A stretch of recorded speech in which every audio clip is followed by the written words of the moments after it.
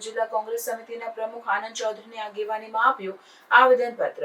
તરસાડી નગરપાલિકા બહાર રામધૂન બોલાવી નોંધાવ્યો ઉગ્ર વિરોધ। કોંગ્રેસ આગેવાનોએ તરસાડી પાલિકાને ભ્રષ્ટાચારનું એપી સેન્ટર ગણાવ્યું। ગરીબોનું સ્મશાન પર ના છોડ્યાનો આક્ષેપ કર્યો।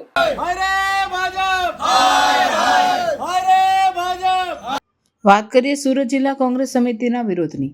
સુરત જિલ્લા કોંગ્રેસ સમિતિના નવનિયુક્ત પ્રમુખ આનંદ ચૌધરીની આગેવાનીમાં તરસાડી નગર ખાતે ભેગા થઈ બાબા સાહેબ આંબેડકરને ફૂલો અર્પણ કરી એક વિશાળ રેલીનું આયોજન કર્યું હતું। રેલી બાબા સાહેબ આંબેડકર ચોકથી તરસાડી નગર પાલિકા ખાતે પહોંચી હતી।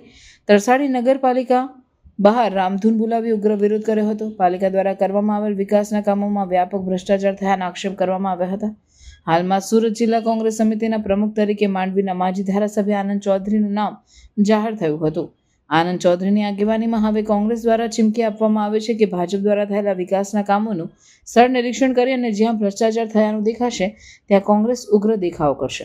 સુરતની તરસાડી નગરપાલિકામાં વિકાસના કામોમાં મોટા ભ્રષ્ટાચાર થયાના આક્ષેપ સાથે કોંગ્રેસ આગેવાનોએ રામધૂન બોલાવી વિરોધ નોંધાવ્યો હતો। આવનાર સમયમાં કોંગ્રેસ લોકોના પ્રશ્ન હવે રસ્તા પર ઉતરી વિરોધ નોંધાવશે। લાખો કરોડોના ખર્ચે બનતા રસ્તા એક ચોમાસું ટકતા નથી અને ભાજપનો ભ્રષ્ટાચાર જ ગણાય એવું આનંદ ચૌધરીએ કહ્યું હતું।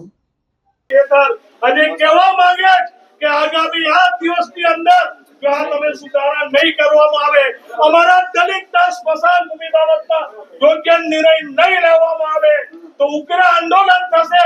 સુરત જિલ્લો નહીં સમગ્ર ગુજરાતના આગેવાનો ઉપસ્થિત રહેશે। અને મારે આજે એક કહેવું, હું કહીશ कि अभी तो ये अंगड़ाई है, तब के जो आगे अब लड़ाई है, अभी तो ये अंगड़ाई है, आगे और लड़ाई है, अभी तो ये अंगड़ाई है, आगे और लड़ाई है, अभी तो ये अंगड़ाई है, आगे और लड़ाई है, हमसे जो टकराएगा मिट्टी में मिल जाएगा, हमसे जो टकराएगा मिट्टी में मिल जाएगा। जिंदाबाद जिंदाबाद जिंदाबाद जिंदाबाद जिंदाबाद कांग्रेस जिंदाबाद। જ્યારથી તરસાડી નગરપાલિકાનું નિર્માણ થયું છે ત્યારથી સતત ભ્રષ્ટાચારના પ્રશ્નો ઊભા થાય છે। ક્યાંક રસ્તા ખોદીને ગટર બનાવવામાં આવે છે, એના પર ફરી પાછો પેવર બ્લોક કરે, ફરી પાછા પાઇપ નાખવામાં આવે, ફરી પાછા પેવર બ્લોક કરીને માત્ર કામ કેવી રીતે કોન્ટ્રાક્ટરને મળે અને કટકી કેવી રીતે ભાજપના આગેવાનો સુધી પહોંચે એવી વ્યવસ્થા શું આયોજન તરસાડીમાં થયું છે।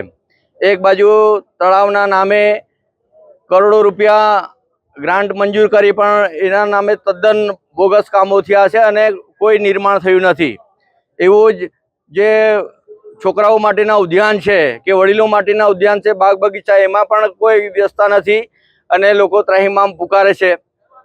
રસ્તા પર ઢોરો બેઠા હોય એવી કોઈ વ્યવસ્થા નથી કે નગરપાલિકામાં ઢોરો માટેનું અલગ વ્યવસ્થા હોય।